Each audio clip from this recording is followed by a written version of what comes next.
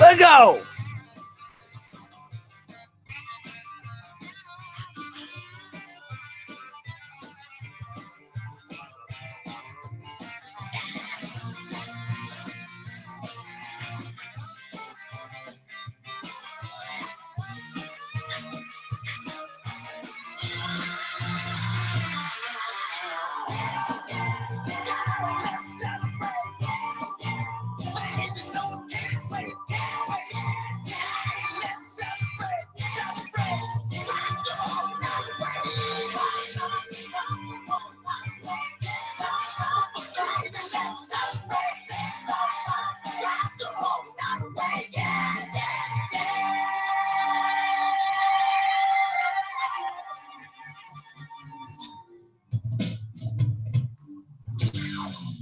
Welcome back to Jeopardy! A key you have control. Can I get college radio 4800? Broadcasting from Franklin Hall, this station started in 1940, but didn't start using its current name until 2005. What is Black Squirrel Radio? That is correct. Can I get college radio for 1000? This station, which plays 56 shows per week, was honored with the College Radio Day Spirit of College Radio Award in 2017. Brooke? What is Black Squirrel Radio? That is correct. Can I have geography for 800? This Central Asian mountain range separates the Indian subcontinent from the Tibetan Plateau. Connor? What is Black Squirrel Radio? No. We were looking for the Himalayas.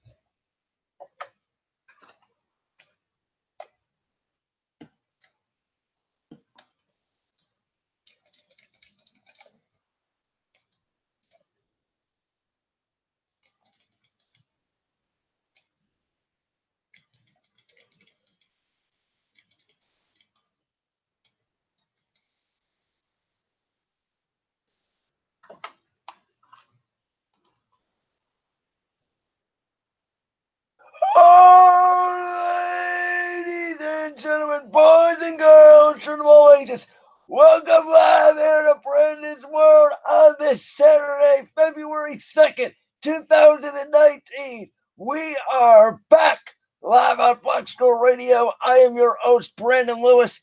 Now, we got some big things to get to today, including a Super Bowl preview.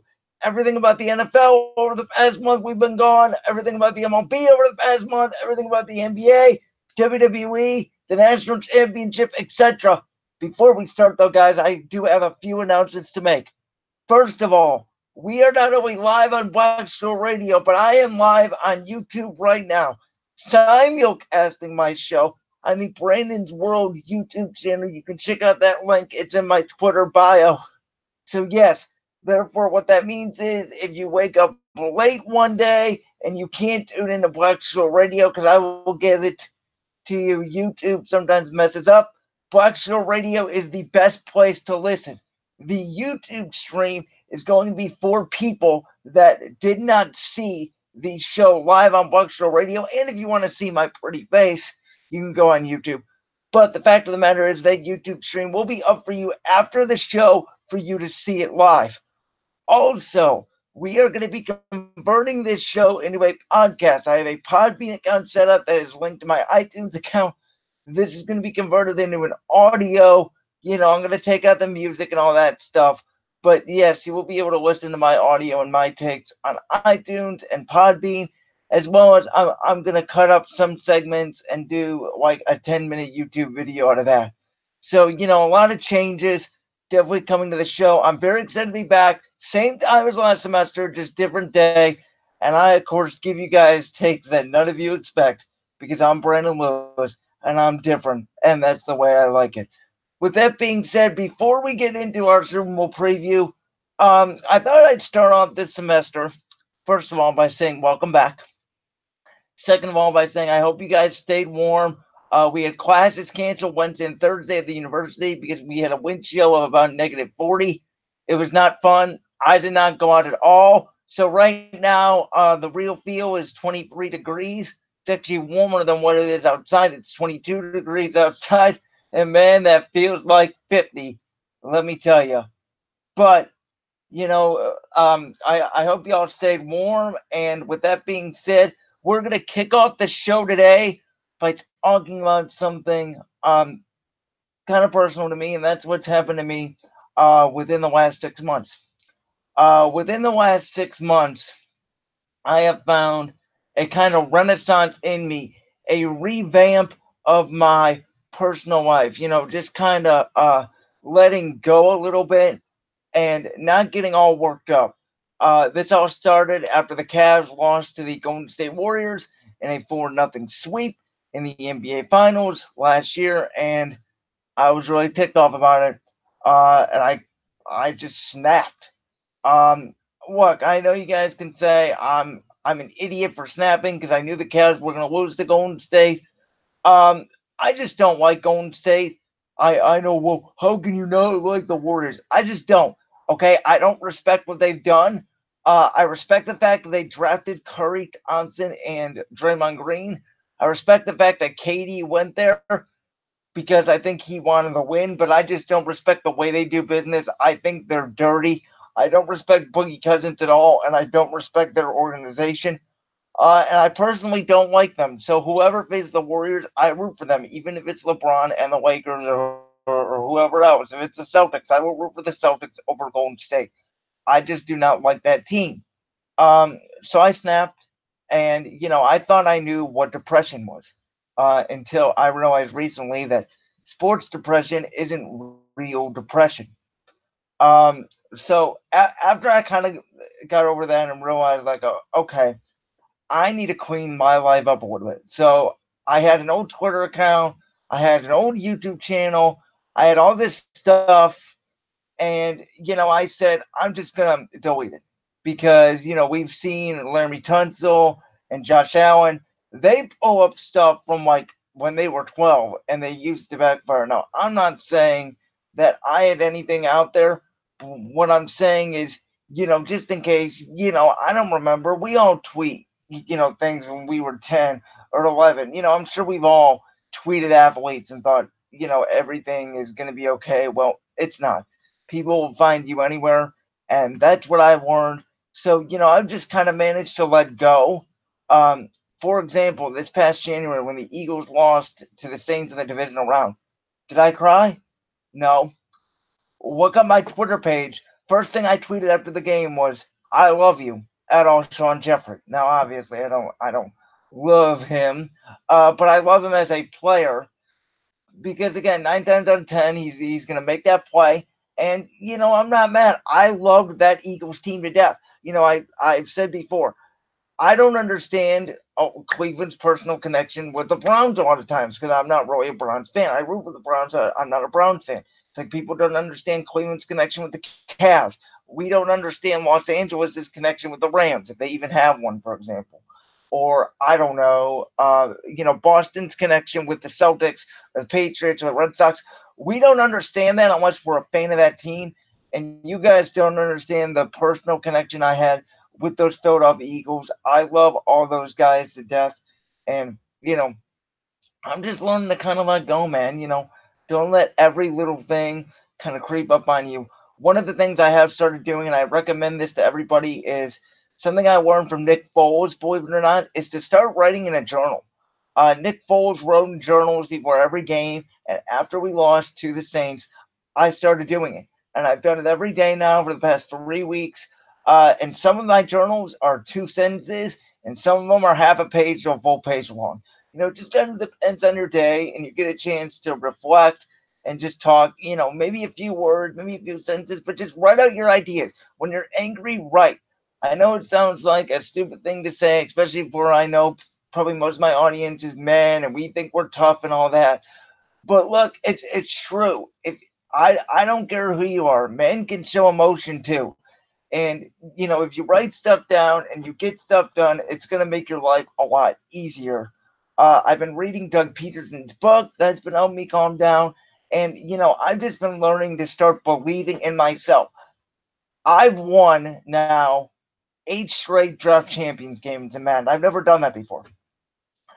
Why? Well, first of all, because I got better. I started using the linebacker, and I'm really starting to master that craft. But second of all, because every time I'm down, I just believe in myself that I'm going to come back and win that game. I don't care if I'm down by 20 in the fourth quarter. I believe I'm going to come back and win that game. I believe I'm going to make the play. I believe I'm better than you. And if I believe that, then more than likely I'm going to win. And if it doesn't go my way, oh well, we get up on the mat and we try again the next day. That's what you have to do. That's what the Patriots did in Super Bowl 51 when they were down 28-3 to the Falcons. Tom Brady believed, and Tom Brady came back. Tell you a true story. I was down 20-0 at halftime in one of those draft champions games. I allowed a field goal in the second half. I ended up winning the game 26-23. Okay? That's just the fact, because I knew the guy's scheme. I've already seen what he was doing, and I was able to adjust, and I was able to say, okay, I got him. Matter of fact, I was actually down 23-19 with a minute left, and he kept leaving Demaryius Thomas open. Well, he finally adjusts, so I put T.Y. Hilton on a straight vert and burned him for a touchdown because I knew what he was doing. He knew what I was doing. I just outsmarted them and made the right play call at the right time because I believed in myself. Folks, I'm on this show today because I believe in myself. If I don't believe in myself, I shouldn't be here. Okay? But the fact of the matter is, I do believe in myself. And you all should believe in yourself too. Because if you believe in yourself, you can believe for anything. You can go out and you can do anything in the world. If somebody tells you no, just say yes. All right, with that being said, guys, we're going to roll in to my Super Bowl preview. You guys can send me tweets. I love you, Brandon. And I will read them and I will like them. Don't worry. But let's go into my Super Bowl preview. And I'm going to tell you guys why Tom Brady is about to win another Super Bowl tomorrow. Okay? I had the Patriots winning this game. I will tell you the score in a minute. You guys can go in and guess the score if you want. Look, everybody said, oh, the Saints got robbed. Okay, maybe they did. Maybe they did, but here's the thing, right? Well, why were they passing the ball? Anyways, like if you run the ball, you make the Rams use their one timeout. Yeah, end it anyways. I don't understand why they were passing the ball. Bottom line is, the Rams are not better than the Saints, I believe, just like I didn't believe the Rams were better than the Eagles. I told everybody that the winner of the Eagles-Saints game was going to go to the Super Bowl, and I almost ran. I probably should have been right. Again, we don't know for sure. But the fact of the matter is the Rams, to me, are not better than New England. And everybody's saying, oh, the Rams got to keep the Patriots under 20 points. That's not true. Doug Peterson with a backup quarterback, a backup left tackle who this preseason and when he played in the regular season looked like he couldn't block. I looked like he regressed, by the way. We had numerous guys go down. Chris Maragos went down, our best special teams player. Jordan Hicks went down. I was trying to think of the running back, and I just came up with it. Darren Sproles. I lost my train of thought for a second. We had all of these guys down, and Doug Peterson scored 41 points with Nick Foles, who is a backup quarterback, by the way, and I'm going to get into that. So here's the thing. If the Rams don't score 41 points tomorrow, don't tell me Sean McVay is a boy genius. Because Sean McVay has a lot more talent on that team offensively, and he's a better offensive mind. I will agree with that than Doug Peterson. But Doug Peterson scored 41 points against Bill Belichick's defense. And Bill Belichick has lost his fastball on defense. And by the way, their defense is worse this year, I believe, than last year. So here's the deal to me. The Rams defense is not better than the Eagles defense was last year. The Eagles had a great front four. Our linebacking core was kind of weak, but it didn't matter because the Patriots don't attack the linebacker that much. And here's the thing. Our secondary was underrated. Now, the Rams have better talent in the secondary, but they're not the better secondary. Akeem Talib and Marcus Peters, all these guys for the Rams, they're not that good. I'm sorry, Jim Schwartz and the Eagles did a lot better job last year. They gave up 33 points because Brady just threw to Gronk the whole second half. And this year, by the way, Gronk is a lot worse off. He is a broken down man. But Jim Schwartz did a better job last year than Wade Phillips is going to do this year. I get Wade Phillips held him in Denver. I understand that. But Denver has always been Brady's kryptonite.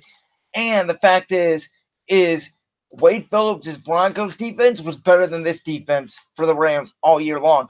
The Rams, they've done better at stopping the run the last two games, but I don't trust it. I think Sony Michel and James White have big games. You know, if you look at the Patriots, every time they go play action, it's always to Gronk or Julian Edelman over the middle. I'm sure Tony Romo will call it tomorrow. But it's the fact, I'm watching the Patriots, and it's play action. It's either going to Gronk or Edelman. Gronk can't run anymore. I know everybody was like, when Gronk made that catch against Eric Berry, oh, that's why Gronk can still play. I'm looking like, no. Brady had to put that ball in the perfect spot, or Eric Berry's going to intercept that pass. Okay? Gronk is a shell of himself. If you leave Gronk wide open, I'm not even sure he can get 10 yards. I'm serious. He's hard to tackle, okay? But he can't run. He's a statue. He's like Jason Witten last year at this point. So my plan is to bracket Julian Edelman in the slot. I'm going to leave Gronk one-on-one with, I don't even care who. I could leave Gronk one-on-one with a defensive lineman, a corner, a safety, a linebacker. It doesn't matter. For the Rams, I probably put him one-on-one with LaMarcus Joyner or Dante Fowler, and I'm only going to rush 4. Now, they play a 3-4 defense, which means that there's 3 down linemen and 4 linebackers. I'm staying in my base defense. Now you can go nickel on 3rd and long and stuff like that. You can go with a big nickel, even I would with the 3 safeties. But you can play base defense. You can bracket Edelman. You can play man-to-man coverage, and you can leave Gronk one-on-one. And you're going to make the Patriots run the football. If the Patriots run the ball for 200 yards, I'm actually okay with that. This is the one team that every philosophy is you got to stop the run. Now with this team, you got to stop the pass. Because think about it. They like to run a lot of screens. They like to get to a lot of 3rd and short. And you can take Tom Brady out of his rhythm. On 3rd and 10, because if you blitz and stop the run, eventually they're going to call play action and get you over the top. And on 3rd and 10, Brady will just find a way because he's Tom Brady. Curtis Hogan may have a big game tomorrow. He might be the X factor, as a matter of fact. So that's the way I would cover the Patriots. I think the Rams have the personnel to do it. I just don't think they're that good defensively. And then for the Rams, offense side of the ball, here's the deal. This is why I'm not paying a running back, ever. This is why I'm not paying Le'Veon Bell. This is why I'm not paying Kareem Hunt. Now, Saquon Barkley is a special talent. I would draft a running back in the 1st round, like Saquon Barkley.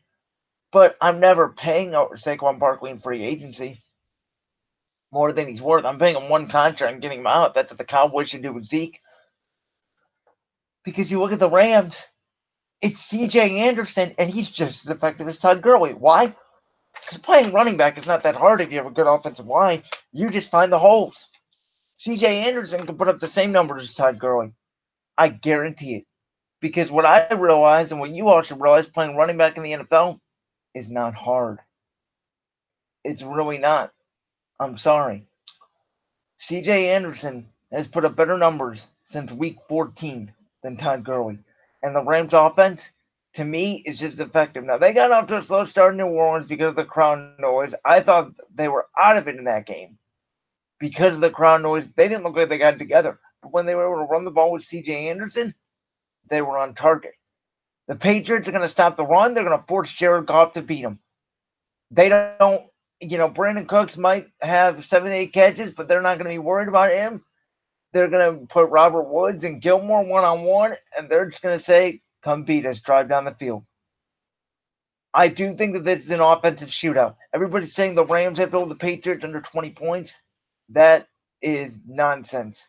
The Rams have to score at least 31 because New England's going to score at least 30. I have it. Patriots 38, Rams 31. I was originally going to go 38-34, 38-35. My buddy Dante from BSR Victory Formation on Mondays from 4 to 6 p.m. right here on BuckshowRadio.com. He pointed out to me that he thinks the Patriots are going to win by a touchdown. And that just stuck with me. So I'm going to give the Rams 31. I think New England scores 38. I think this is like a 14-20 game and a half, something like that. And then the second half, these offenses just explode once they figure it out. I do think it's an entertaining game. I hope it's an entertaining game. I think it's more likely the Patriots blow out the Rams than it is the Rams blow out the Patriots. Bill Belichick will never get blown out in the Super Bowl. And by the way, I'm sick and tired of hearing about Sean McVay, like I already told you. If Sean McVay is such a great offensive coordinator / coach, the Rams have to score at least 42 points. Because Doug Peterson scored 41 last year against a better defense than New England had this year with a lot less talent. That's not knocking my guys, Alshon Jeffrey, Nelson Aguilar, Torrey Smith, LeGarrette Blount, Corey Clement, all these guys. But Gurley, C.J. Anderson, Robert Woods, Brandon Cooks, and with Sean McVay's brilliant offensive creativity because he's such a great offensive mind, yeah, I think the Rams should at least be able to score 41, and they're not going to because New England knows that this Rams team is not very good. I said it all year. I didn't think the Rams were very good. I still don't think they're very good. Now, again, the pass interference call, which I'll talk about in a little bit, it doesn't mean the Saints were going to necessarily win, even though I think they should have, and I thought the Saints were the better team. I thought the Eagles were better than the Saints. And one play by Alshon Jeffrey cost us an opportunity to go to LA. And I'm not just saying this as a fan. I really thought the Eagles could have beat the Rams. Later, we're going to get to my NFL predictions for the year, and I'm going to tell you where I was right and where I was wrong. Like Colin. Shout out to the herd. Noon and free, weekdays, FS1. But I predicted the Eagles to lose to the Patriots in Super Bowl 53. Why? Because Bill Belichick doesn't lose to the same opponent twice. I respect Bill Belichick. I respect what the Patriots do. I'm not betting against Tom Brady. And at the end of the day, this will be Super Bowl, 6 for Tom Brady? Yeah. Because 5-3, this will be Super Bowl 6 for Tom Brady. The Rams will go home, and the Rams will be a one-year wonder because Sue and Talib and all those guys aren't coming back next year. Good luck, Rams, in your new stadium when you're getting eliminated in the divisional round every year. But you got Sean McVay. Yay. He's not as good of a coach as Doug Peterson. He's just a better offensive mind. We'll be back in 30 seconds here on Brandon's World. Dude, get out of the way. I'm walking here. You're causing a traffic jam. Oh my god, you mean traffic jams on BlackSquirrelRadio.com? What are you talking about? It's Friday night, 6 to 8 p.m. They play a different genre every week. Dude, that sounds tight. Get in.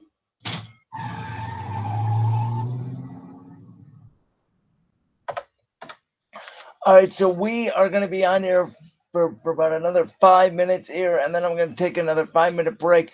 I'm going to go ahead and wrap up my Super Bowl preview here, and then in the next half hour, I'm going to be going over the NFL notes we missed while we were away and the MLB notes. I'm going to talk about the Indians and the NFL, so stay tuned for that. But yeah, like I said before we took that 30-second break, guess what, Rams? You have Sean McVay. What else do you have? You're going to have to pay Todd Gurley and Jared Goff. And by the way, I wouldn't pay Todd Gurley. I think Aaron Donald, which I believe they already paid, is more important to the team than Todd Gurley. You could find a running back on the street to me that's just as good as Todd Gurley. Todd Gurley is really good for fantasy players. Running backs are really good for fantasy players. They're not really good in reality. You could find a running back off the street It's the same thing with the Browns and Nick Chubb. Once Nick Chubb hits age 28, 29, you're going to find a new running back. We're going to pay him once, and that's all I pay him. Same thing with Saquon Barkley. Now, I love Saquon Barkley. I think he could be a Hall of Fame talent, but by age 32, he's out of the league. That's how running backs work. I don't care how good they are. They're easily replaceable. Now, obviously, there are some Hall of Famers that make a team, but you can't build a team around a running back. For example, I started the Cardinals franchise, and then by week 7, I've already traded away David Johnson to the Jets for their first-round pick.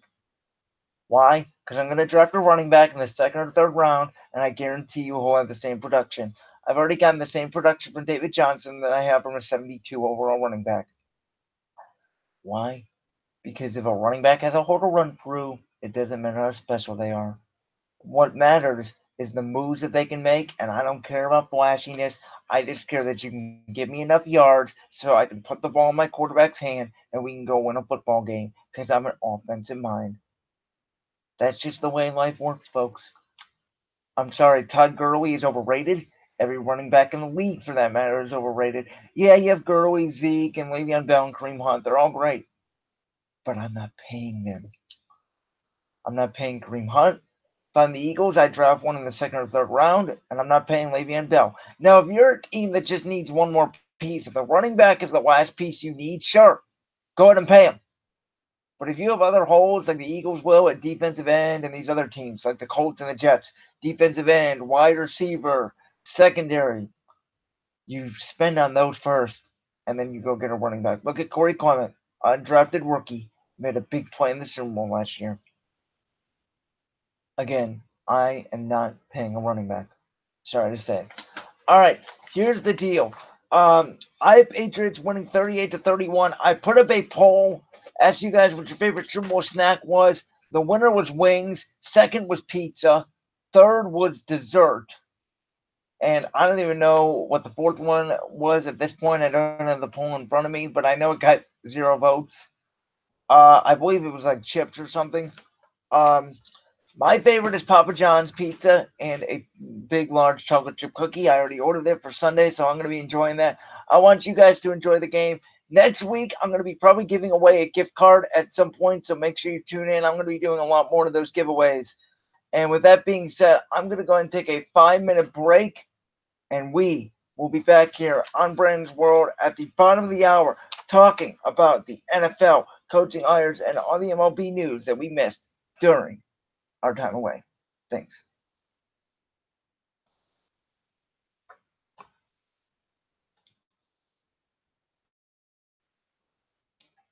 Time to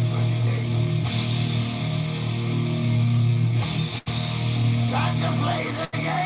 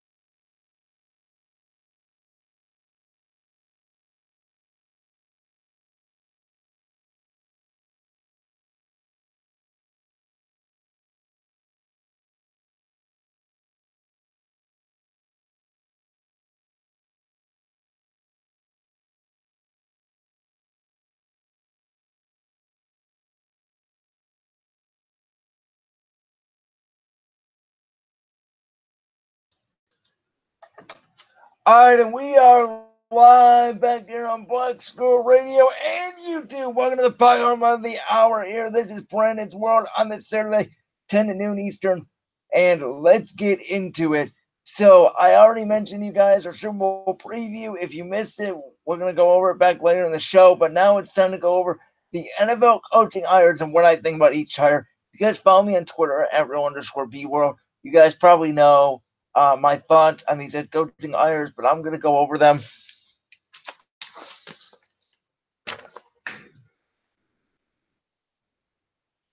So give me 1 second. Okay. So we have the Browns, of course, hiring Freddie Kitchens. The way I look at it, Freddie Kitchens to me is a B hire, and I think he's the best hire of the class. I really do think that Freddie's an okay coach, but I don't think he's the best out there. I personally don't understand, as you guys know, why Greg Williams wasn't rehired. Of course, he's the new defensive coordinator of the Jets, which I am disappointed in because I really think Greg did a great job.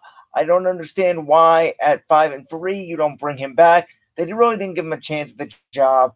And as I explained on a YouTube show earlier this past January, everybody made such a big deal about the challenge in the Ravens game. If Greg Joseph makes that kick, Greg Williams 6-2, and nobody's talking about it. Yeah, he probably missed it. Okay, I understand. But there were many calls in that game that went against the Browns that cost the Browns the game. Not that challenge. In retrospect, that challenge had nothing to do with the game. Really, if you think about it.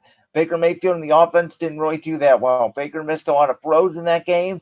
So I don't understand how Freddie Kitchens is this qualified candidate, but Baker Mayfield loved them, and John Dorsey loved them, and Jimmy Haslam signed off on it, and this is all going to be on John Dorsey. I'm telling you this right now. They're either going to work, they're either going to make it to the playoffs in 2 years, or it's going to blow up in smoke, and the Browns are going to have a whole new regime, and possibly a whole new quarterback at that, because who knows. Baker Mayfield's career may be ruined by Freddie Kitchens. I know it's a long shot, but we just don't know. I didn't love Freddie Kitchens' play calling, me personally, as much Browns games I watched, because during the second half of the season, the Eagles were on more night games, so I got to watch more Browns games. There were some plays and some games that I loved Kitchens' play calling, and there were others where I was really suspect. Mainly in the wins, they were okay, and in the losses, I thought the offense was terrible, and the defense kept them in the games. Specifically in the Houston game, the defense only gave up 22 points to a high-flying offense in Houston at that time. And the offense, Baker Mayfield really struggled with interceptions. Now, it's a rookie, but I think in the Texans and Baltimore game combined, he threw like 6 or 7 picks. So in 2 games, throwing 7 picks is not very good, especially towards the end of the year. I could understand that at the beginning of the year, but now he's going into his sophomore year. And he threw a lot more interceptions this year than he did in his whole career in college. That's a concerning stat. I felt like the offense actually ran better with Todd Haley at the helm, believe it or not. They scored more, if you look it up. They scored a lot more when Todd Haley was in charge. It was just obviously the rip between Hugh and Haley wasn't working.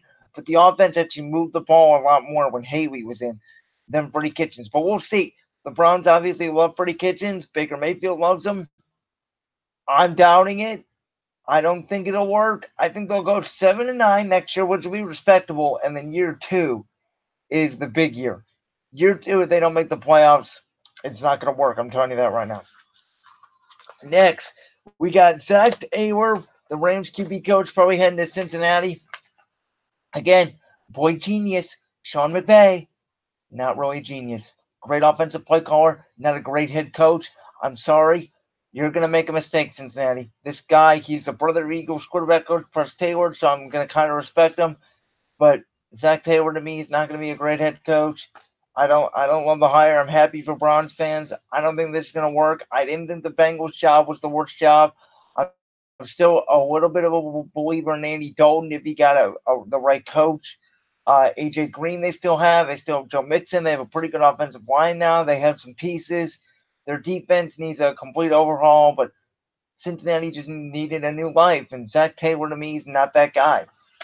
The Broncos hiring Vic Fangio to me is an interesting hire. Defense in mind. I think the Broncos just need a quarterback. I think their roster's a little bit old. I think they're heading on the downtrend. I think they need to reshape their roster. I think Vic Fangio is like a placeholder for a couple years, to be honest. I think they'll go somewhere between 5-11 and 7-9. But they're like the third best team in the AFC West at best. They're an okay team, but they're not great, and Vic Fangio isn't going to change that. Adam Gase going to the Jets, I don't understand this at all. I love the fact that Greg Williams is their defensive coordinator since he's not in Cleveland, because this means he gets to yell at Sam Darnold, and it also means he's going to take over for Adam Gase in 2 years and lead the Jets to a winning record and still not get a head coaching job. That's what it's going to come down to. Adam Gase is not a good coach. He's overrated in Miami. They're going to win between 5 and 7 games like Denver, and Sam Darnold isn't going to develop anymore. The Jets' offense isn't great. Their defense is going to be better under Greg Williams, but not the best. And they're probably the second to third best team in the AFC East at best. Dolphins. The Dolphins are terrible. You guys already know how I feel about the Dolphins. Don't understand them hiring the Patriots defensive coordinator. I don't even know how much involved he is. That is a bad hire to me. Cliff Kingsbury for Arizona. Under 500 record with Patrick Mahomes and Baker Mayfield. How do you think he's going to do with Josh Rosen? Packers, Matt LaFleur. Tennessee's offense got worse with him, and he didn't know how to use Corey Davis, one of my favorite receivers in the NFL. Didn't know how to use Marcus Mariota. Blaine Gabbert looked worse with him than he was in Jacksonville. Yeah, how is he going to work with Aaron Rodgers? And then the overrated Bruce Arians Timbe made one NFC Championship game, got destroyed by Cam Newton, who then got destroyed by Denver and a Peyton Manning team that couldn't throw. By the way, the defensive coordinator for the Panthers that game was Sean McDermott. He's now the head coach of the Buffalo Bills. Steve Wilkes was on that staff. He's now the defensive coordinator of the Browns.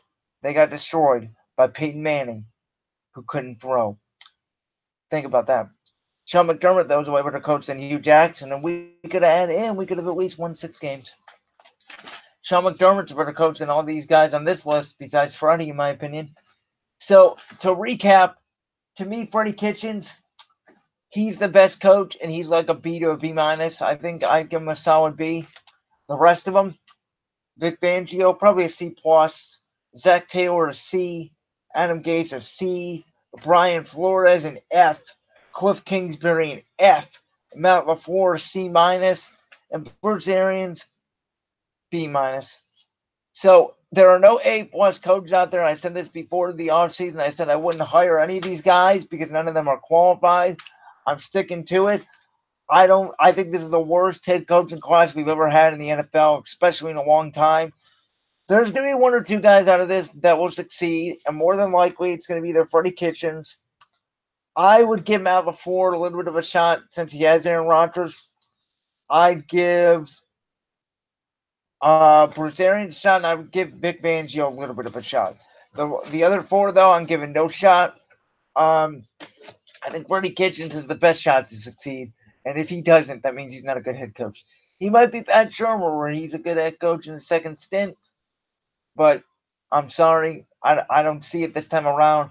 Browns fans, I know I sound like just a Greg Williams optimist, but the fact of the matter is, if you believed in Freddie Kitchens, you should have made him the head coach right then and there. That's just how I feel. I think it was wrong, but I hope John Dorsey proves me wrong. And I do hope that Freddie Kitchens is successful. If the Browns go 7-9 next year, it's not a step back because you have a whole new system in place, a whole new defense, and a whole new offense, and a whole new voice in that room. So 7-9 next year wouldn't be a step back. In 2 years, though, they have to make the playoffs. So people don't get they don't have to make the playoffs next year. You have a whole new voice. You have to change the culture. I know he was already there. Still have to change the culture, though. Because it's not Greg Williams speaking anymore. It's Freddie Kitchens, and you're still installing a whole new system. Even though Wilkes and Williams both run a 4-3-D, it's whole new plays, and it's a whole new system. Not every 4-3 scheme is the same. Not every 3-4 scheme is the same. Not every nickel 3-3-5 is the same. Not every dime 1-4-6 is the same. Not every goal line package is the same. You get what I'm saying. Before we move on to the other NFL notes here, I have something to tell you guys. And that is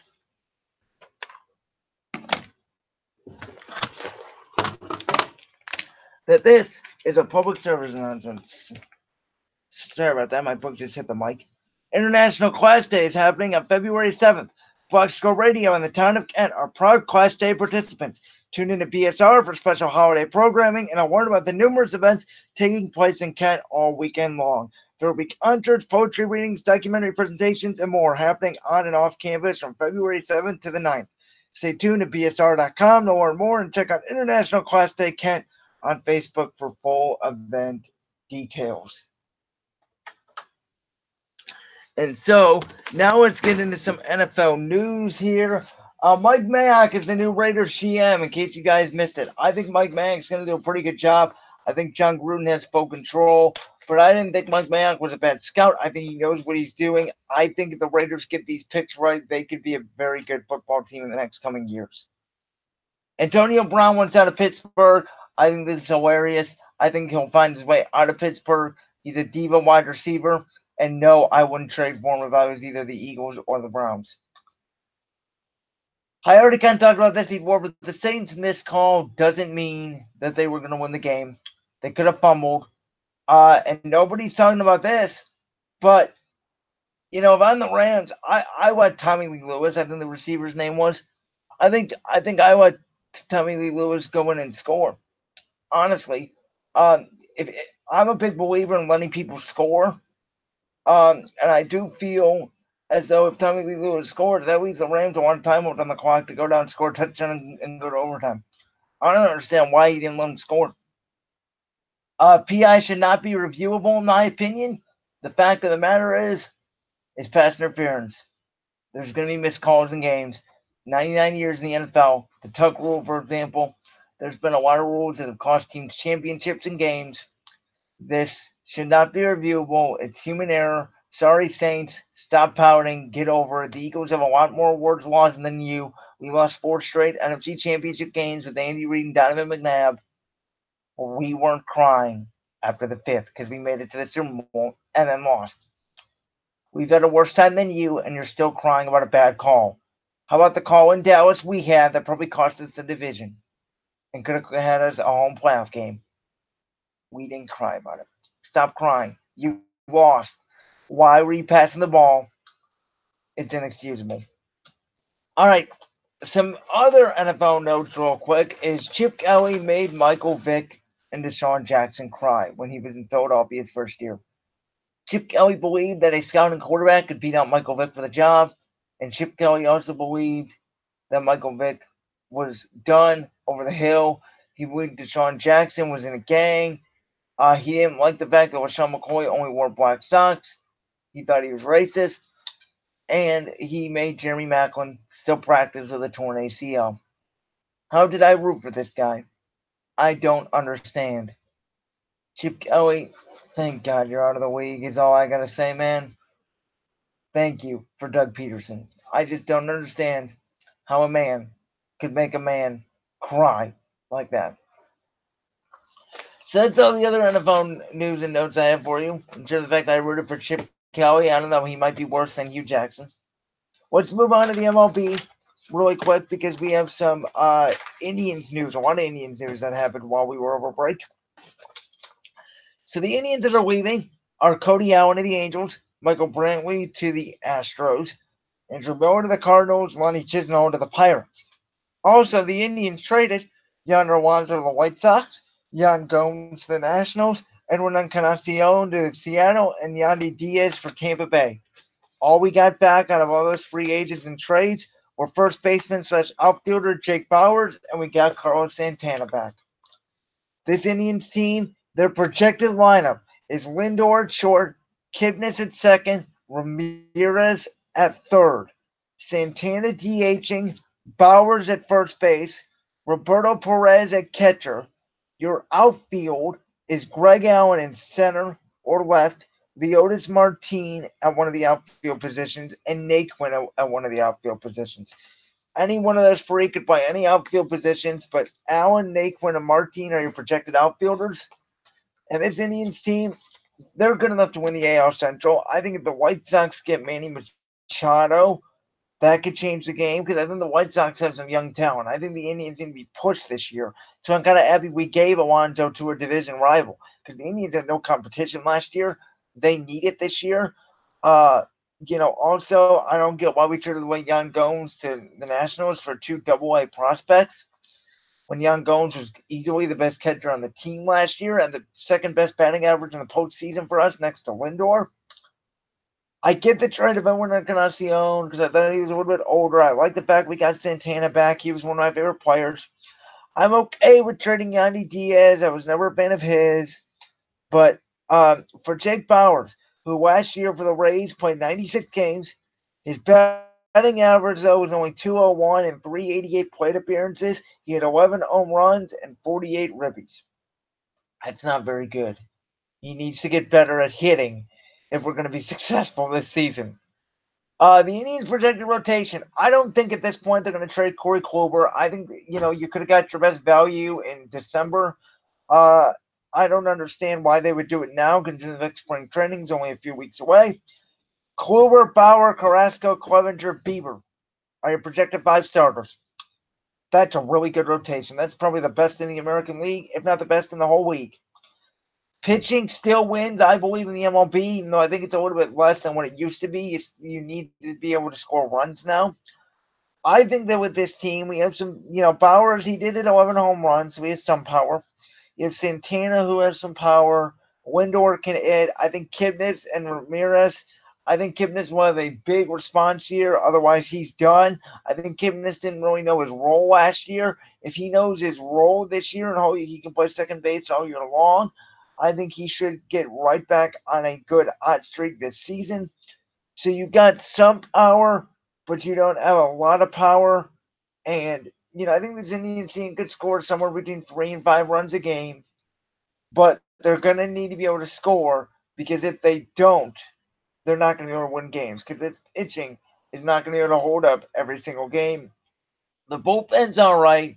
It's about the same as last year. We're not bringing in anybody new. We lost Allen and Miller. We still have a hand in Simber, though. We were expecting to lose Allen and Miller. That wasn't a surprise. So, this Indians team, they'll probably finish 3rd in the American League behind Boston and Houston would be my guess. The Yankees and A's will be the wild card again. It'll be the same thing in the American League, turning into the West of the NBA. And the Indians, in the MLB, anything can happen. But we better hope, in my opinion, that whoever is the 2 seed will be probably Boston. Because I don't want to play Houston again, especially if they have Michael Brantley. Now, I think this Indians team is a little bit of an underdog factor to them, considering the fact not a lot of people signed with us. It's kind of like the 2016 team where everybody expected us to make the playoffs, but nobody expected us to win the World Series. And, we make a signing here or there, we make a big trade, and we get some momentum with the best manager in baseball, and Jerry Francona. I think the Indians have a real shot. I really do. I'm not just saying that. Some other MLB notes. We have no idea where Bryce Harper and Manny Machado are going. Bryce Harper is reportedly going to sign with the Phillies, and Manny Machado might sign with the Yankees, might sign with the White Sox. That's what I've been hearing. I want Harper to go to Philadelphia, and I want Manny Machado to go to our division rival White Sox. Look, I think by nature, because I'm an Eagles fan, I follow a lot of Phillies fans. I kind of like the Phillies. They'd be my second team if I wasn't an Indians fan. So I think it's good for baseball if Philadelphia is a good baseball team. So I want Bryce Harper to go there because I think the Phillies are him away from being better than, the Braves. I think that they'd win the NL East. I think they'd be in the playoffs. I think they'd be a real NL contender. So that's why I want to see Harper go there. And as I already mentioned, you put Machado and Yonder Alonso on Chicago with Jose Abreu, and you add, some of that young talent they have coming up. Chicago can give the Indians a run for their money, and I never thought I'd say this, but I love for the Indians to get some competition. Last year was too easy for them. They didn't have any competition all year. Guys, that's what made the Indians lose in the playoffs badly, because they didn't have any competition. They could just go through the regular season, and once they got to the postseason, they were overmatched. This year, they have some competition, and they know exactly where they are going into the postseason, then they'll be prepared. But they weren't prepared because they didn't know how to handle it because they had no competition throughout the year. That's just it. I mean, you got to have competition. All right, let's do a quick flashes update for the next 5 minutes before we go to break. So the Kent State Golden Blast basketball team, they are right now, currently, they are 15-5, and they are playing today at Ball State at noon on CBS Sports Network. That is the men's team as well. I called the game for them last Friday night against Buffalo. Jalen Walker can play. He had a couple turnovers late in that game, but Jalen Walker can play for sure. I think he's an NBA prospect one day. I really do. I think the kid can shoot. The women's team plays today at the MAC at 2. They play against Western Michigan. Yes, Western Michigan, and they are 10-8 on the season. As well as they play against Miami Tuesday night at 7 in the MAC Center. Now, the Kent State Wrestling team, the team that I cover for the Stater, I'm a beat reporter for the Stater this semester as well, and I cover the Kent State Wrestling team. They won last night 23-20 against Cleveland State. It was a great duel. Spencer Barthard got a cradle with 1:16 remaining in the first period to win the duel for Kent State, and they will be taking on Central Michigan next Sunday at 1 Eastern in the MAC Center. I will be there covering it for the Stater. The wrestling team is now 7-12 on the season, and after the Central Michigan game, they will have 2 more duels at the MAC before we head to the MAC Championships and the NCAA Championships, which Andrew McNally will probably be at the NCAA Championships in Pittsburgh because he is really good. He had another dominating victory last night. That kid just takes people and takes them down, and they get back up, and he takes them down. Tim Rooney, the junior, also broke his 5-match losing streak last night. Congratulations to Tim. And that was really fun to see for me because I kept interviewing Tim, and I interviewed Coach Andrade, and we kept talking about it, and Tim was just in a funk, and Tim was able to get out of it, and between Tim, McNally, Mast, Fury, and Berthold, Kent State was able to pick up a victory last night at Cleveland State, a shocking victory. They needed all 3 wins in their final 3 matches, and they got it done. I'm going to write the review for the Stater after I get off the show here, and I'm really excited to do that. I'm really excited to write my first winning review for the Kent State wrestling team. All right, so let's go ahead and let's take another break. We're going to be coming back at the top of the hour, ladies and folks, and at the top of the hour. This NFL season was wild, right? It was wild. We had Patrick Mahomes be really good. We had another Patriots run at the Super Bowl. We had the Eagles have a little bit of a hangover. We had the Cowboys getting Amari Cooper, the Bears getting Khalil Mack. Everything was nuts. Well, right after the Bears got Khalil Mack, I predicted the NFL season. Every single team, every single game up to the Super Bowl. And what I'm going to do is I'm about to predict what happened and where I was right and where I was wrong. That's at the top of the hour, just like Colin Coward does every Monday in his show, FS1, noon to 3. Where Colin was right, where Colin was wrong. We're going to play a game of where Brandon was right and where Brandon was wrong. You guys get to make fun out of me. You guys get to say, wow, I was brilliant. All the emotions coming up. Top of the hour. If you cannot get this on BuckshowRadio.com, head over to my YouTube channel as well. We are live on there. That was the purpose of this, that if you cannot see it live on Buck Show Radio, because I've heard there's been some problems this morning, make sure to go to my YouTube channel. It's in the link in my bio on Twitter, and you guys can check it out there. We'll see you at the top of the hour.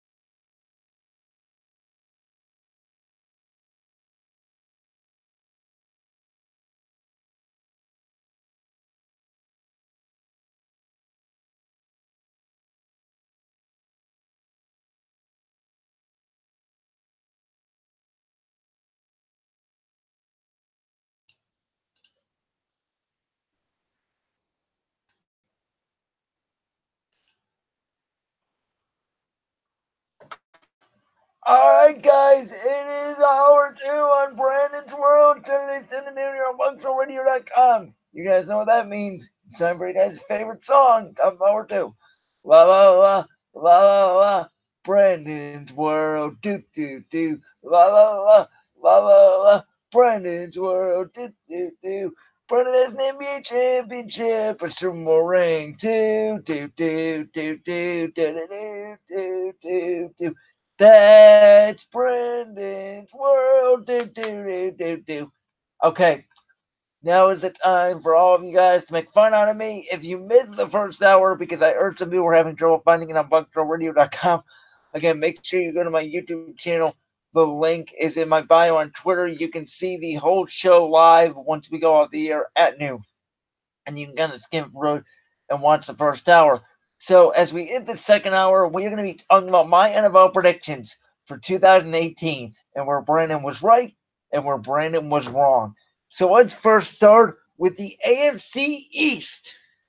So New England, I predicted them to go 14-2, the number 2 seed, and I predicted them to win Super Bowl 53, but against my Philadelphia Eagles. Of course, they ended up going 11-5, which was still good enough for the 2 seed. And they're playing Super Bowl 53 tomorrow against the Rams. And if you missed it, I predicted them to win the game 38-31. Now, with the Miami Dolphins, this is where Brandon was extremely wrong. The Miami Dolphins, the team that for some reason I just don't like. I thought they were going to go 1-15. I thought they had the worst roster in the league. Turns out they had a very average roster. They went 7-9, and Adam Gase got fired. I don't like Adam Gase. I don't like the Dolphins as a whole. I don't like that they're going to hire the Patriots defense coordinator. I just have never liked the Dolphins, and I hope they stay in misery for a long time. Sorry, fans that are watching in Miami. I don't like the Heat either, and I don't like the Marlins. So if you think I'm a Miami hater, I probably am. The Bills, I thought they'd go 5-11. I thought Josh Allen would, come in midway through the year. They ended up going 6-10. So they gained one more game. Jets, I was really wrong about. Todd Bowles did really well with Josh McCown. I thought the players liked him. They didn't. I thought they'd get off to a hot start and finish the year cooling down and go 6-10. They ended up only going 3-13, getting the 3rd pick in the draft again and firing Todd Bowles. The AFC West. Now, this division I was wrong about because I had the Chiefs only going 8-8. Look, I wasn't a fan of Patrick Mahomes coming out. I don't like my quarterback throwing no-look passes, okay? I like my quarterback throwing normal passes, and I don't like my quarterback talking like Kermit the Frog. I couldn't understand him. I would never draft Patrick Mahomes, okay? You may say I'm biased as a coach or whatever, but I don't like my quarterback talking like Kermit the Frog. All right? The Chiefs, I thought they'd go 8-8. They ended up 12-4, the number 1 seed in the AFC Championship game, and went full Reed. Who expected that? Everybody. The Chargers. Now, I thought the Chargers would go 10-6 and be the 4 seed, and then lose to the Texans in the wild card round in Houston, in LA, because they'd be the 4 seed. Houston would be the 5. They ended up going 12-4 and being the 5 seed because the Chiefs were so good, and they watched the Patriots in brutal fashion in the divisional round. I was really impressed with Anthony Lynn.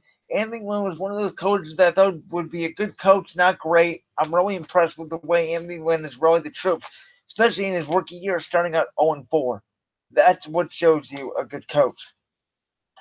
Denver, I thought they'd go 5-11. They actually finished 6-10. Oakland, I was high on John Gruden at the beginning of the year. Then I thought they'd fizzle out and finish 7-9. They actually went 4-12. So I was really wrong on Oakland. AFC North. Baltimore. I thought they'd go 8-8. I thought Lamar Jackson would get in at the end of the year. They actually went 10-6. Number 4 seed. They watched the Chargers in the wild card round. Pittsburgh. I thought they'd be the number 3 seed. I thought they'd go 10-6 and lose to New England in the divisional round.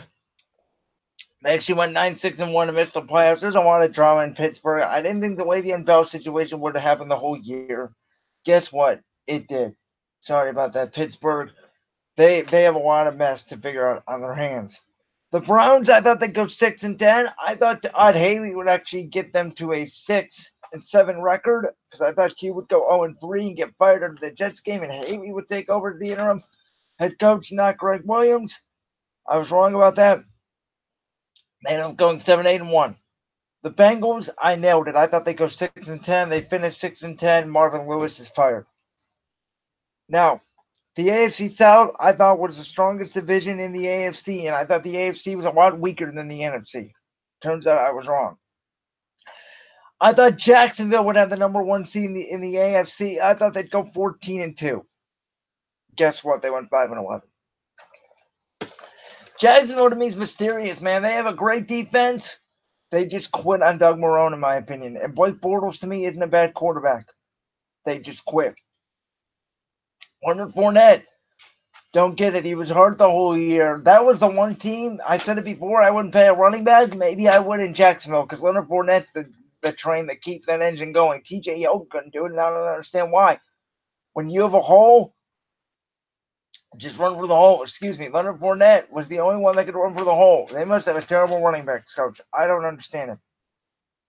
Houston, I thought they would go 11-5, be the number 5 seed in the AFC and lose to New England in the AFC Championship. They actually went 11-5, but they were the 3 seed, and they lost to the Colts in the wild card round. Man, Houston, you have a lot of talent. Houston might have the most talent in the AFC. They have a great offense, a great defense, and they fail every year in the playoffs. Bill Bryant, it's just like Andy Reid. Let's see. Tennessee, they don't want an injury, so they finished 9-7. I thought they would go 8-8, so I was pretty close to that. I thought they would make the playoffs, though, because I thought the AFC was weak. I thought they'd get the 6th seed and lose to Pittsburgh in the wild card round. Let's go to the NFC. I thought my Eagles would run away with the NFC East. I thought they'd be 12-4, but I thought they'd actually be the 4th seed. That's how good I thought the top 4 seeds were in the NFC. I thought they'd lose to the Patriots in the Super Bowl. We all know what happened with my team. Excuse me. Dallas, I thought they'd go 5-11. They actually won the division 10-6. Who knew that they were going to get Amari Cooper and he was going to be that good in Dallas? I thought Dallas had a mediocre roster, and they did until they got Amari Cooper. He changed their whole life. Washington, I nailed it. I thought they'd go 7-9. Alex Smith got hurt. They probably would have been better than 7-9. The Giants, I thought they'd go 5-11, and they did. So I nailed those 2 teams. The Rams, I thought they'd go 12-4 and be the number 3 seed and lose to us in the NFC Championship game. They were actually in the number 2 seed and are playing tomorrow in the Super Bowl, and they will lose to New England 38-31. Again, the Rams, if you missed it, I said earlier, I thought they need to score at least 41 points because Doug Peterson did it last year, and everybody says Sean McVay is a better coach than Doug Peterson. Doug Peterson did it with a backup quarterback and injured Darren Sproles, no Jordan Hicks, no Jason Peters, no Chris Maragos, and still the offense put up 41 points, and I think the Rams do have better offensive talent than we do, I'll admit it. And I doubt they put up 41 against Bill Belichick. And by the way, the defense for New England is worse this year than last year. And Bill Belichick's lost his fastball on defense, much like Nick Saban does at Alabama. Seattle, I thought they'd be terrible this year. I thought they'd go 5-11. They ended up being 10-6 and losing to Dallas in the wild card round. They were my surprise of the year in real life. San Francisco, too bad what happened to Jimmy G happened. They finished 4-12. I had them going 8-8 with a full Jimmy G. That would have probably been possible. Cardinals, I thought they'd go 6-10. They ended up getting the number 1 pick in the draft at 3-13. Shocking, the number 1 pick in the draft was at 3-13 because last year, obviously, it was 0-16. And if the Browns would have won 3 games, they still would have the number 1 pick last year. So I think the NFL, when you see a 3-win team at the number 1 pick, that's a good sign that at least we have more competition. In the North, I was high on the Packers. I had them going 13-3. My buddy Alex Wilcox, who hosts that show Tuesdays from 8 to 10 p.m., I believe. I can get the time on that because I believe they switched slots. Alex Wilcox and Campbell Rico. Alex Wilcox, big Packers fan. He was telling us all these stories Monday night about the Packers and how they pretty much ruined his childhood because they didn't surround enough talent around Aaron Rodgers. I completely agree with him. I had Green Bay going 13-3, being the number 2 seed and losing to the Rams in the divisional round. That didn't happen.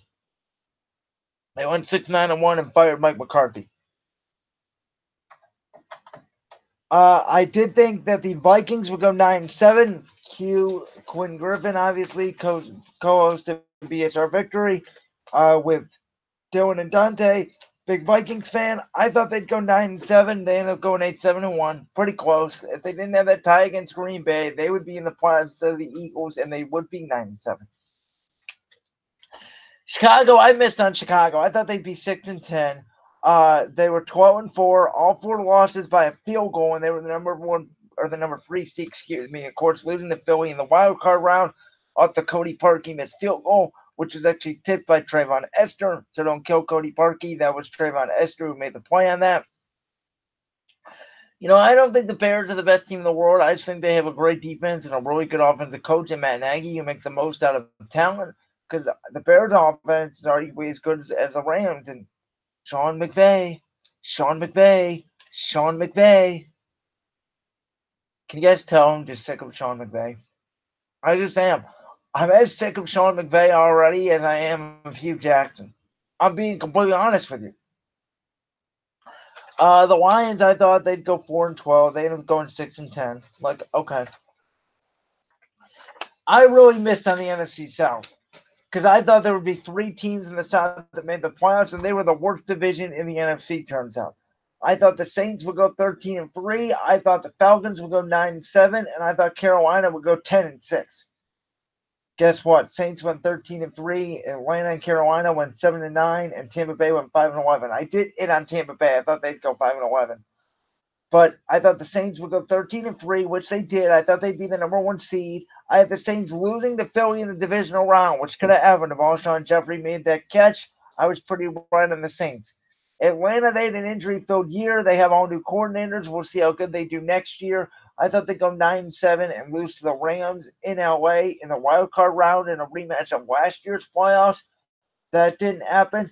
I thought Carolina would lose to the Eagles in the wild card round, and that didn't happen. Cam Newton may not play all of next year. There's been talks of Carolina possibly getting Nick Foles. If I'm Carolina, I don't trade for anybody, and I try to get the number 1 pick. And I trade Cam Newton in the offseason for another number 1 pick, and I pick one of those quarterbacks coming out. Whether it's Tua, or maybe you wait another year for the best quarterback I've seen in Trevor Lawrence. I love that kid, Trevor Lawrence. I didn't see much of the national championship game, but every time I turned it on, Trevor Lawrence is throwing touchdowns. Clemson killed Alabama.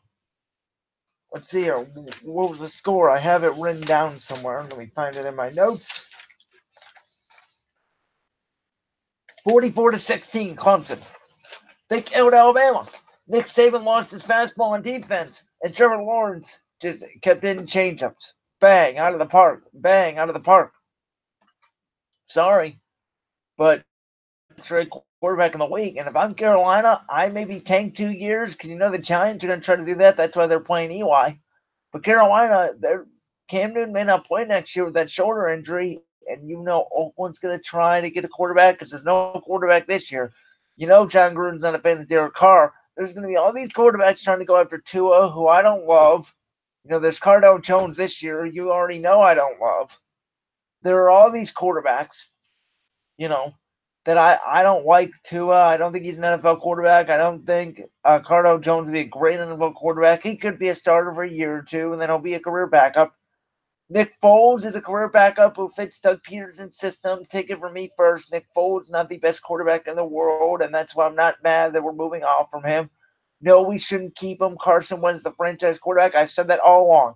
People have asked me about Nick Foles, and I start laughing because Nick Foles is literally a great quarterback under Doug Peterson's system, and the rest, he's just a backup quarterback. As an Eagles fan, there are some Eagles fans that love Nick Foles, and I love Nick Foles to death too, but I'm a realistic Eagles fan. There are a lot of Eagles fans that want to trade Carson Wentz, and they're crazy. And I know they're crazy because of their takes beforehand. Carson Wentz is the future, and Nick Foles is not a great quarterback. He's a career backup, borderline starter. He's like Ryan Fitzpatrick. And if I'm Carolina, I don't go after him. I think the Giants said they want to try to steal him from us, but go ahead. It'll hurt inside seeing Nick Foles in a blue uniform, but he won't be good in New York. There's just all this talk about Nick Foles having a market. I wouldn't go after Nick Foles if I was these teams. I'd wait for 2 years because I think Trevor Lawrence is going to be an amazing quarterback. Whoever gets him, which should be Carolina, by the way, or maybe New Orleans tanks because they're looking for a quarterback. I don't think Drew Brees is around in 2-3 years. You're going to have one of these teams trying to get Trevor Lawrence. If I'm New England, I offer a boatload for the number 1 pick in 2 years and go get Trevor Lawrence to replace Tom Brady. He'd fit their system. If Josh McDaniels is there after Belichick, he'd fit that system perfectly. That's how high I am on Trevor Lawrence. So, the NFL offseason is going to be interesting. It really is. But I can't wait to see where things go. Let's really quickly dive into the NBA. We had a trade the other day. Kristaps Porzingis gone to Dallas. Tim Hardaway Jr. gone to Dallas. Let me see who else is gone to Dallas. Courtney Lee and Trey Burke also gone to Dallas. Going to New York are 2 future first-round picks, Wesley Matthews, Dennis Smith, and DeAndre Jordan. To me, it's a good trade for both sides. You guys know I think Kristaps Porzingis is a bust. I don't think he's a great player. I think him and Luka Doncic, though, will be a good pairing. I don't know much about Luka Doncic. My brother's been trying to tell me about Luka Doncic all year, and I keep telling him I don't care because the NBA is fixed. And, but I do have to cover it because we are on a sports show. But it is my sports show, so I'm going to quickly go over it. Because, the NBA free agency this year is going to change the league. I hope Kevin Durant leaves Golden State. Like I already told you before, I was okay with him going there once, getting his championship ring. I want him going back to OKC, teaming up with Russell Westbrook and giving OKC a championship. I don't want him going to New York. Maybe it's just me, but I've never liked the Knicks. The Knicks need to be good for the NBA to be great again. I don't agree with that. I don't think Madison Square Garden is a special place really anymore. Just like I really think the Staples Center felt special even when the Lakers are bad. Madison Square Garden to me doesn't feel that special. Maybe I'm just naive, but it just doesn't. I've never been a fan of that building. I'm a bigger fan of the Staples Center and the Garden than I am at Madison Square Garden. I'd rather have the Celtics and Lakers be good and go at it every year than have the Knicks be good every year. I've just never been a big fan of the Knicks. I was more a fan of the Nets going to Brooklyn because I don't really love New Jersey. I like the Brooklyn Nets. I like their floor. I like what they try to do with Paul Pierce and Kevin Garnett and Jason Terry. Go all in. Obviously, it didn't work. They gave them a lot of picks for it, which they were dumb to give up those picks. But I think the context of it of going all in wasn't that bad. We got AD possibly going that way, which I would love. I want to see LeBron take down this Golden State team. You got Melo getting out of Chicago. Who cares where he goes? Who cares about the NBA? The only thing I care about is the Lakers and the Warriors because I want to see the Lakers knock out the Warriors. I have here in my notes, by the way, Boogie and Golden State look unstoppable. AD leaving New Orleans. Cavs stink. That's all I put. Cavs stink. And season's over. Those are my NBA notes here on my type sheet. Which I added some notes to a separate sheet of paper, like the next trade, because I printed this out on Thursday, and I don't like writing on type notes. That's just a pet peeve of mine. Just going to give you guys a fun fact about me. But to me, like, the NBA season's over. The Cavs are terrible. I don't know why they're winning games. Now that Knicks are worse than us in the standings, like, it's a disaster. The Cavs need to get Zion Williamson. Now that we're going to get Kevin Love back, we better trade him by the deadline and give him to a good team because he deserves it, and we better not win any more games, or Dan Gilbert is just going to – Dan Gilbert is going to ruin this team again, and it's going to be here we go again. I don't want to get into it because I don't care.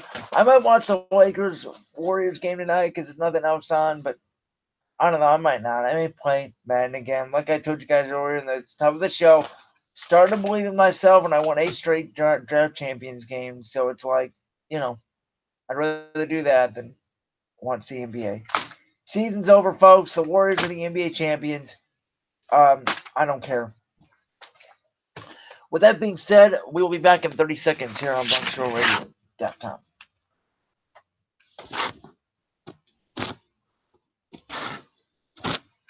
Welcome back to Jeopardy! A key you have control. Can I get college radio 4800? Broadcasting from Franklin Hall, this station started in 1940, but didn't start using its current name until 2005. What is Black Squirrel Radio? That is correct. Can I get college radio for 1000? This station, which plays 56 shows per week, was honored with the College Radio Day Spirit of College Radio Award in 2017. Brooke? What is Black Squirrel Radio? That is correct. Can I have geography for 800?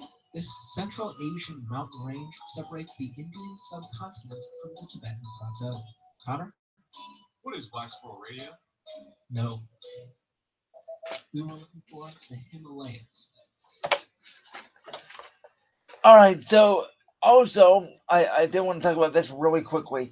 My good buddy Dante from BSR Victory, 4 to 6 every Monday, he co-hosts it with Dylan and Q.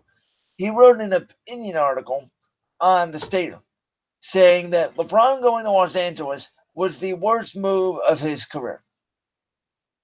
In my opinion, it was the best move of LeBron's career. He was mentioning the fact that the Lakers stink and all this stuff. He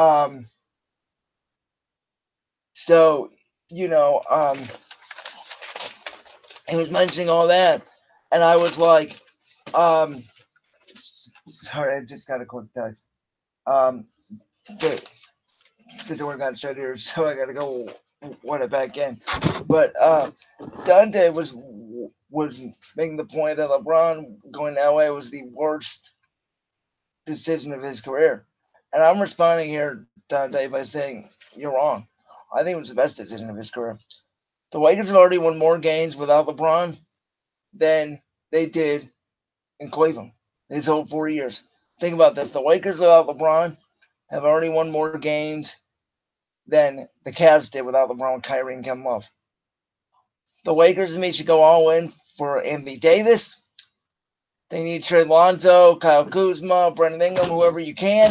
I think the Lakers are a legitimate threat to Golden State if they get the deal done. In my opinion, I think LeBron has 2 or 3 years greatness left in him. He may have more than that because he's just a king.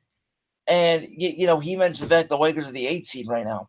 I don't know if Dante realizes this, but the Lakers were the 4th seed until LeBron got hurt. And the Cavs are the worst team in the league now that LeBron is gone. So, the Lakers are not that bad. They were the 10th seed last year without LeBron. I know everyone's making a big deal about how this is LeBron's worst decision of his career. Actually, next to the Miami decision might be better than a Cleveland decision now that I think about it, but this has been one of the best decisions of his career. The Cavs roster was not very good. They weren't going anywhere with him. LeBron's going to take a year off, and he's slowly going to disable this Golden State team. He's either going to get Klay Thompson or they're not, and KD's going to probably leave, and then he can take down Golden State. That's his goal, but he didn't want to see KD in the East because if KD leaving, he's going to the East. He probably ain't going back to OKC, even though I want him to. So LeBron thought about this, and he said, well, I can't beat Golden State here. Let me go to LA with Anthony Davis because no stars want to come to Cleveland. That's why it was LeBron's best decision, in my opinion. Now, Dante thinks he was totally wrong. Why go to LA? He endorses, his brand, but he just didn't understand the basketball side of it. Dante, if you're listening, if you want to come in next week, please come in and we can debate because I think you're wrong about this. I think it's one of the best decisions LeBron has ever made to go to Los Angeles. I like their team. I like the way they're built. And I think they have a legitimate shot in 2-3 years to take down Golden State where the Cavs could. If the Cavs had Kyrie Irving, sure, but without it on their superstar, there's no way they could, and they weren't getting it in Cleveland. So I'm going to go and take a 5-minute break here. We're going to be back at the bottom of the hour. It's the last half an hour. Brandon's World on this Saturday. And then when we come back, I'm going to dive into wrestling because there's a lot of wrestling stories. I'm going to cover that for about 10 minutes. Then we'll go over the Super Bowl one more time before we get off the air. But yeah, there's a lot of wrestling stories. Even if you guys aren't wrestling fans, I want you guys to stay around because I know some of you guys that listen to this show, you will know this. You guys used to watch wrestling back in the day. You guys probably know who Dean Ambrose is. There's a new wrestling promotion named AEW that's stolen a lot of WWE superstars, including Chris Jericho. And we are on the road to WrestleMania. So, old stars are returning. I have an update on Brock Lesnar's contract. Again, Dean Ambrose is leaving WWE. That's a huge development that we need to go over, and we'll be back at 11:30 to talk about it. And then in the bottom half an hour, it's going to be Super Bowl prediction time, part 2, where if you guys missed it at the beginning of the show, you'll get a chance to catch it. I'm going to go over why the Patriots are winning the Super Bowl 38-31 tomorrow, and then we'll wrap up. So we'll be back in 5 minutes here on Brenton's World.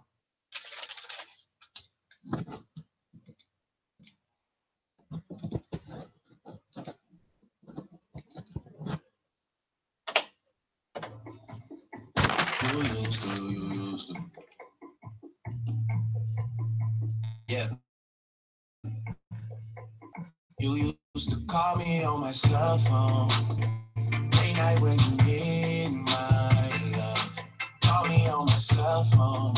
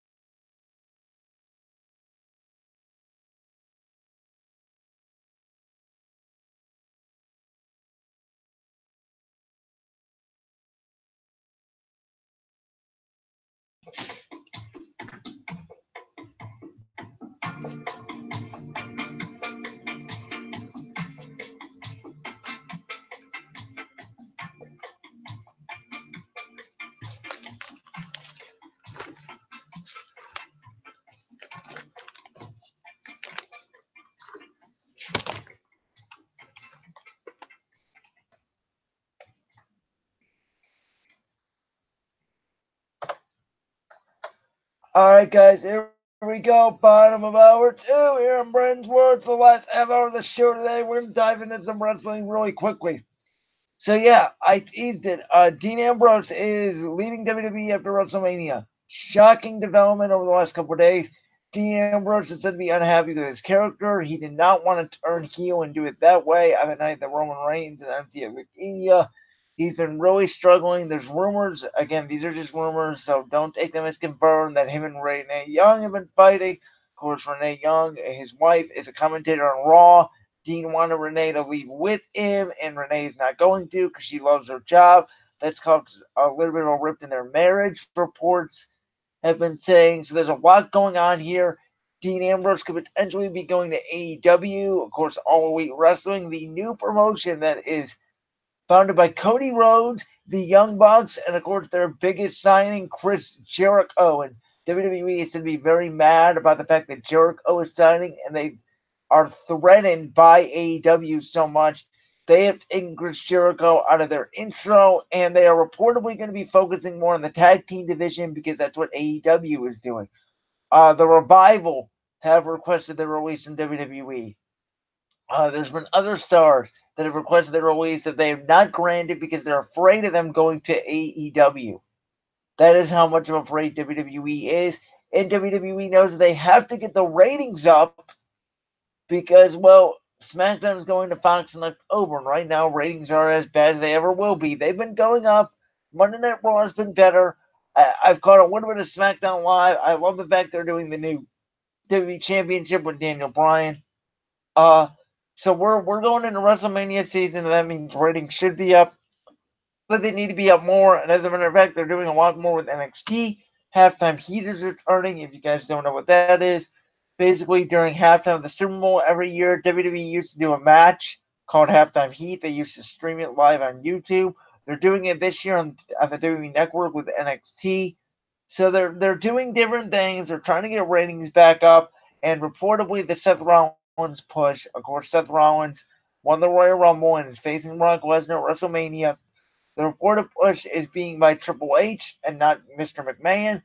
And reportedly, Ronda Rousey and Charlotte Flair and Becky Lynch. It will be a triple threat main event at WrestleMania. Of course, Charlotte Flair would have to be inserted into it because right now it's just Rousey and Lynch. But that is reportedly the main event of WrestleMania. That's already been decided, which I think is interesting. It'd be the first time ever a woman main event of WrestleMania, and this is the year to do it, even though I still feel like Rollins and Lesnar deserve the main event because of the storytelling they could do with Roman Reigns. You know, Lesnar and Reigns main evented twice. The first time Rollins interfered. So, you know, Rollins could say in the main event, I already beat you twice, or beat you once. In the main event, I'm going to beat you twice at WrestleMania. I do think Rollins retains the Universal Championship, or I should say wins the Universal Championship at WrestleMania. I do think Brock Lesnar will go back to UFC. I think that all of this is very interesting in the wrestling world. We're in a weird time in wrestling where they're trying to do more edgy stuff.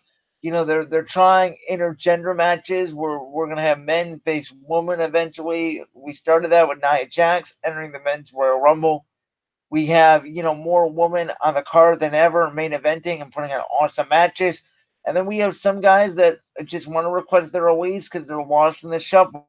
Guys like the Revival, Zack Ryder, you know, Sanity, all these guys that we haven't seen for months starting to request their release. And I've said this. I wrote an article on Medium talking about WWE needs to do a big house cleaning, and I would release 50 superstars. Yes, 50. It clear almost half the roster. But the way I look at it is eventually WWE is going to have so many stars, they're not going to be able to use any legends because there's so much talent down in NXT, and there's already so much talent being unused in the back, and there's already so much talent being misutilized on the main roster, such as mid-carders like, you know, Rey Mysterio, who arguably could be at the top, or Jeff Hardy, who's just thrown in some random matches. So WWE has so much talent right now. They have an overflux of talent, and they need to let some guys go. Unfortunately, one of those guys is going to be Dean Ambrose, former Shield member. You know, now Seth Rollins, the last one remaining in the Shield, and it's kind of sad to think about. But, you know, the Shield will forever live in infamy, and I do believe that Dean Ambrose will be back one day. I really believe that when Roman Reigns returns from his leukemia, we'll see Dean Ambrose back. I think this is Dean Ambrose going away. There's been a lot of people backstage who thinks that this is a work. I am one of those who do not think it is a work. There's been times where WWE has announced people aren't signing and they didn't re-sign, such as Kevin Nash and Hulk Hogan and Ric Flair. They still worked in the company and they publicly announced their release after a big show, and they ended up still doing feuds and working until their contract was over. The only time it wasn't work was the CM Punk situation in 2011, but Punk did not re-sign until that day, and the decision was not made to put the championship on him till that day. So that wasn't really a work. It was more of, they caved in to CM Punk. If you guys remember that night, Money in the Bank 2011 in Chicago, it was a wild night. If Punk wasn't going to resign, the belt was going to be retained by Cena, according to wrestling veteran analyst Dave Meltzer, who was like the Adam Schefter of WWE. He reports everything in the wrestling newsletter every single week. He reported that CM Punk was going to lose in that match to John Cena if he wasn't going to re-sign with the company. So it wasn't really a work. Just Punk didn't re-sign till that day. Now, Dean Ambrose, again, I don't think it's a work. If he does re-sign, it's still not a work. It's just the fact that WWE caved in his demands, in my opinion. All right, before we move on to the last topic of the day, let's go over something with you guys real quick. Because I have to tell you that BSR Valentine's Day is coming. So, can you not stand Valentine's Day? Don't worry, BSR has your back.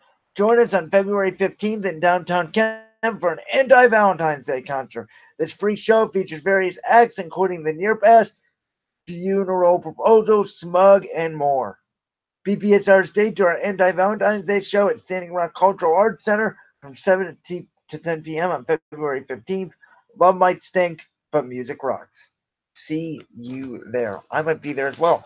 So if you want to meet the host of Brandon's World, come down there. Okay. Let's go over the Super Bowl one more time before we get out of here today. Here's the deal. I told you guys earlier in the show, and again, in case you missed it, I do think New England wins the game 38-31. I don't think Sean McVay is that great of a head coach. I think he's a really good offensive coordinator. Now, the Rams, a lot of people made the argument that the Super Bowl shouldn't happen. The Saints got robbed. Did they get robbed on the call? Yes. Should pass interference be reviewable? No. Would have probably meant the Saints won? Yes, but it wasn't guaranteed. Saints could have gotten into the end zone by accident. The Rams could have blocked the kick. Everything else could have happened. And I made the point to you guys, why didn't the Rams let the Saints score? Tommy Lee Lewis was wide open. If Roby Coleman doesn't make the play, the Saints walk into the end zone, and instead of taking the risk of the flag being thrown and the Saints being able to run the entire clock out, the Rams actually control the game because the Rams be down by 7, I believe, because the game was tied. The Rams be down by 7 with over, a minute 20 left, and what do they have? One timeout? I would take my chances with that. The interesting thing would be if the Rams scored and went for 2. That's what I would have done. I learned something from my head coach, Doug Peterson. If it's like a 7-6, if it's a 7-6 game and you're leading by 1 and you score a touchdown to go up by 7, why not go for 2 to make it a 9-point game? That's what I've learned from him. For example, if you're up by 8, why not go for 2 to make it a 10-point game? Because it means the same thing pretty much. So if you kick the extra point or go for 2. So I've been going for 2 a lot more often, and it's been working, and I understand the math behind it. That's where analytics and personnel and coaching kind of mesh. You guys can tell I've been learning a lot from that Doug Peterson book.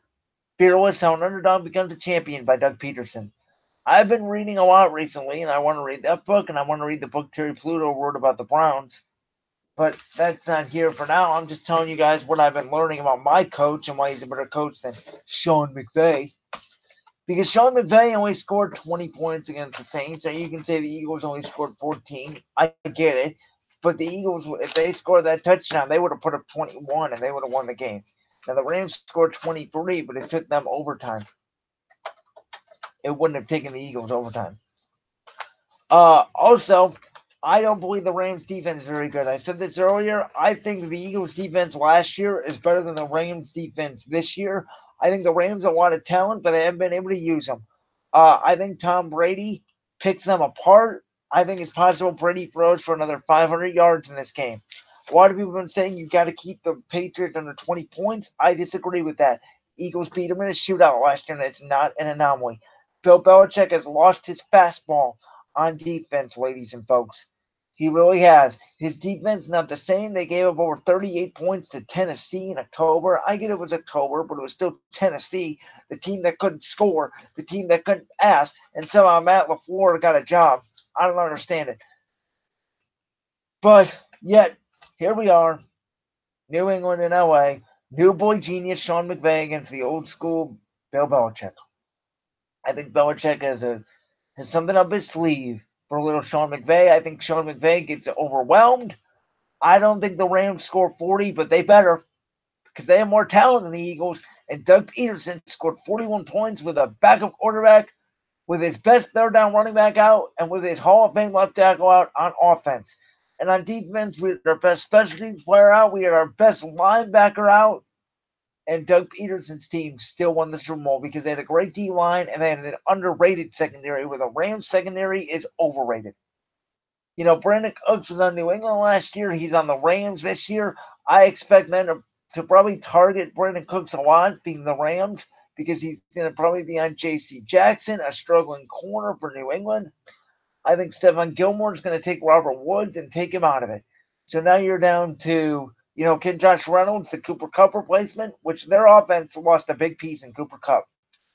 Reminder, Doug Peterson's offense, like I already said, lost their starting quarterback last year. And Jared Goff is better than Nick Foles. And Nick Foles put up 41 points. Again, I believe you can substitute in and out running backs. C.J. Anderson, Todd Gurley, they should split carries in this game, in my opinion. Todd Gurley should not be the workhorse. You should not overwork him. You got to use C.J. Anderson. The Rams go under center a lot, which I actually like. I'm a big proponent of under center, if you guys didn't know that. I used to not be under Chip Kelly. I learned a lot of what not to do from Chip Kelly, because Chip Kelly brainwashed me. And by the end of that third year, I was like, okay, I'm brainwashed. And by Doug Peterson's second year, I was fully out of the brainwashing. Doug Peterson showed me how to win in this league, and I'm trying to tell you guys how to win in this league. I do like the Rams to go under center. They need to use the running game. They need to use their play action. If you take away the run game from the Rams, they're done. I told you this before earlier in the show. If you take away the run game for the Patriots, you're done. Because the Patriots can pass the ball 50 times. The Rams, I believe, cannot. I don't think Jared Goff's at that stage yet. I don't think you put the ball in Tom Brady's hands. You don't make the GOAT beat you. You make Sony Michel beat you. You make James White beat you. That would be my strategy. I would bracket Julian Edelman, and Gronk can't run. Don't give me that Gronk made those two key plays in the AFC Championship game. Don't give me that. They were both perfect throws. The one on the vertical route down the sideline, if Brady doesn't put that ball right where it needs to be, it's intercepted by Eric Berry and the game's over. Gronk is nothing. You can leave Gronk wide open, he'd probably drop the ball. Don't give me, Rob Gronkowski. You might as well put anybody out there. Might as well put an offensive lineman. All right? Gronk is basically an offensive lineman at this point. He's a really good blocker, can't catch. So you got to bracket Edelman. Gronk's nothing. If you bracket the Kent State man, Julian Edelman, you got Chris Hogan to deal with. And that's it. That, in my opinion, is all you got to do. Chris Hogan can catch 10 balls. I don't care. He can beat me. I ain't letting Tom Brady beat me by himself, though, by just throwing to Chris Hogan. I'm going to watch Sony Michel and James White beat me by running the football. They can run the ball all they want. They can run the ball 50 times a game. Because eventually, I guarantee you, New England's going to get impatient. That's not their mojo. They don't get impatient. But Tom Brady will, because Tom Brady wants to play the football. That would be my strategy. I do think that this is a shootout. I think both offenses go up and down the field, much like last year, even though I don't think it's as high scoring. I'll give New England 38, and I'll give the Rams 31, as I already said. The key to this game is going to be who makes less mistakes, and I think it's Tom Brady. I don't think Jared Goff is better than Carson Wentz. In this situation, even though I know he's a better quarterback than Nick Foles, I don't know in this situation if he's going to be better than Nick Foles, but he better be, because everybody says that Sean McVay is better than Doug Peterson. I've said it the whole show. Sean McVay is not better than Doug Peterson as a head coach. He's a better offensive creativity. He's a better drawer up. But as a head coach, as a leader of men, Sean McVay, I guarantee you, he's not the best at using timeouts either, and he will freeze up just like Andy Reid does every postseason. Sean McVay will freeze up in this game. The Rams will not win this game. If the Rams win this game, I will be shocked. I will come on here next week and I will give them their congratulations. I don't see a way the Rams win, even though I do believe the Rams are the better team. They don't know how to use their talent. Their defense has been suspect all year. They almost lost to Dak Prescott. They should have lost to the Saints. If the Saints knew how to use clock management, that game would be over. And quite frankly, if the Rams knew how to use clock management, they would have won and score. Again, the guy's wide open. Tommy Lee Lewis is wide open. He's going to score people, and the Rams are going to have a minute 20 with a timeout. Wouldn't you take that than risk the flag? I don't know how they didn't call it, but the Rams are lucky because they did call it. You know, I get, like I said, the Saints could fumble, so you can't replay the game. That idea was ridiculous. But, you know, if you think about it, the Saints realistically could have taken down that whole clock and kicked the field goal with about 4 seconds left, and if they make it, they're going to the Super Bowl. That's everybody's argument. The Rams. Now, plays happen, and the Rams got lucky. They deserve it because the Saints let them back into the game. But I don't think the Rams were better than the Saints. I didn't think the Rams were better than the Eagles, and I didn't think the Saints were better than the Eagles. I think if Alshon Jeffrey makes that catch, the Eagles are in the Super Bowl because I think they beat the Saints and the Rams. And I think the Eagles will lose the Patriots because I didn't think the Patriots were going to make the Super Bowl when they lost Josh Gordon. I thought they were done. But look at what Tom Brady does. Innovative. The Chargers and Chiefs didn't catch on to what New England was doing, except for Tony Romo. If I was Sean McVay, I would ask Tony Romo what their game plan was because Tony Romo would probably be right. Tony Romo is going to be fun to listen to tomorrow. He's going to tell you all the Patriots plays and all the Rams plays. He's going to be right. And the Patriots are going to celebrate at the end of the day. Believe it or not, this is the first time Jim Nantz has called a Patriots Super Bowl. I know it's crazy, but every time the game's been on CBS, the calls he has had has been Colts, Bears. Yeah, Colts, Bears, Saints, Colts, Ravens, Niners, Panthers, Broncos. 3 of those 4 involved Peyton Manning. And the only one he won 2 of them. The only one he lost was the Saints one. So this is the first time for Jim Nantz to call a Patriots Super Bowl. I bet you he's excited about that because he does a great job with Tony Romo in the booth. I'm excited. I hope you all are excited. Next week, I'm probably going to go ahead and give away a gift card. Not going to lie. I'm going to do a lot more giveaways this semester, but you have to tune in. It's going to be a question that I will say during the show that you guys will not know the answer to. It's going to be a personal fact about me or something that you cannot Google. That you can tweet me at, tell me the answer, and I'll send you like a $20 Subway gift card or Annie Ann's or something. I haven't figured it out yet.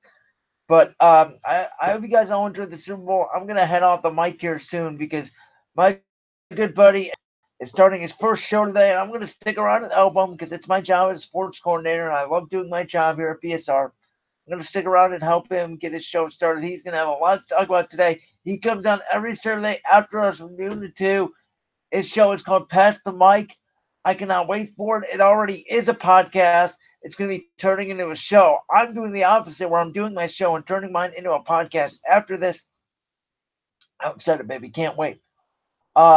With that being said, make sure you check out the podcast on iTunes. Make sure you check out the live YouTube stream. If you missed today's show or if you missed some part of it, you can always go back on YouTube. It's the same length as this show, 2 hours. It actually starts 4 minutes earlier because I started when our theme song, Celebrate by Kid Rock, started playing. I was dancing to it. You can go watch it. You can go watch me dance. I'm thinking for the last show of the semester, we'll do some karaoke. Everybody knows I can sing. Not really, but Hey, I want to have fun with you guys, and at the end of the day, like I said at the beginning of the show, the last 6 months were tough for me, but I'm starting to change things around. I'm starting to believe in myself.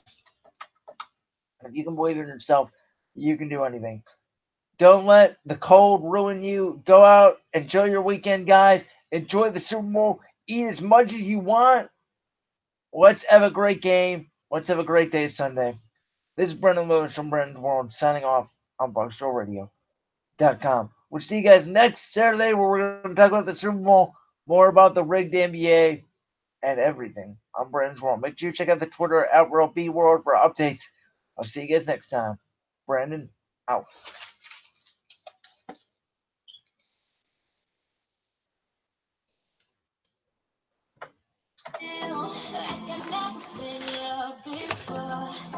Got me wishing, got me hoping it's real.